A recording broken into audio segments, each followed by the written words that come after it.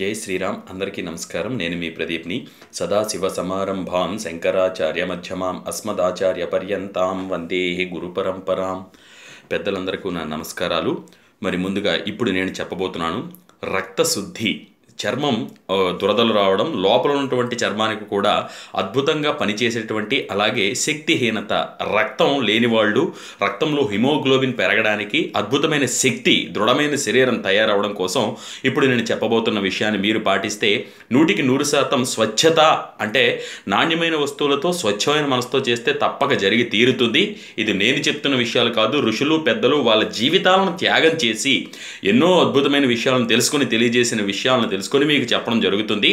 కాబట్టి అద్భుతమైనటువంటి ఈ యోగాన్ని పాటిస్తారని కోరుకుంటున్నాను. ఇంతకీ ఈ రక్తం శుద్ధి జరగాలి అంటే, రక్తం పుష్కలంగా రావాలి అంటే ఏం చెయ్యాలి?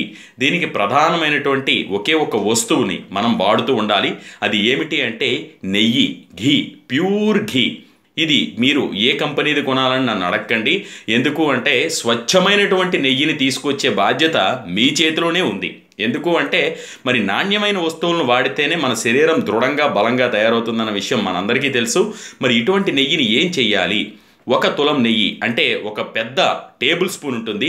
ఆ టేబుల్ స్పూన్ నిండా నెయ్యి తీసుకోండి. తీసుకొని ఒక చిన్న కళాయిలో వేయండి. వేసి ఈ టేబుల్ స్పూన్ నెయ్యి వేసిన తర్వాత కరెక్ట్గా 10 మిరియపు గింజలు, అంటే మిరియం అంటే బ్లాక్ పెప్పర్ అంటారు. మరి ఈ మిరియపు గింజల్ని 10 గింజల్ని ఈ నేతిలో వేయండి. వేసిన తర్వాత స్టవ్ వెలిగించండి. కొంచెం వేచండి. వేచిన తర్వాత ఓ 3-4 నిమిషాలు వేచిన తర్వాత స్టవ్ ఆఫ్ చేసేయండి. ఆఫ్ చేసిన తర్వాత ఈ మిరియం గింజలు 10 ఏవైతే వేసామో బ్లాక్ పెప్పర్ని ఈ నెయ్యిలో, ఆ 10 గింజలను తీసేయండి. తీసేసిన తర్వాత ఈ నెయ్యి ఏదైతే ఉందో ఈ నెయ్యిని మీరు భోజనం చేస్తూ ఉంటారు కదా, అన్నం అలవాటు ఉంటే అన్నము, లేదంటే గనక రొట్టెలు అంటే చపాతీలు కావచ్చు, లేదంటే గనక మన పుల్కా కావచ్చు, ఏదైనా సరే భోజనానికి కడుపు నింపుకోవడానికి ఏ పదార్థం మీరు తీసుకుంటున్నారో అందులో ఈ నెయ్యిని కలుపుకొని 1 నెల రోజుల పాటు తింటూ ఉంటే ఎంత అద్భుతంగా రక్త వృద్ధి జరుగుతుందో, ఎంత బలహీనంగా ఉన్నవాళ్ళైనా సరే దృఢకాయలుగా తయారవుతారు. దృఢకాయం అంటే ఊబకాయం కాదు, లోపల ఉన్నటువంటి మనశక్తి మనకు తెలుస్తుంది, స్టామినా పవర్ పెరుగుతుంది.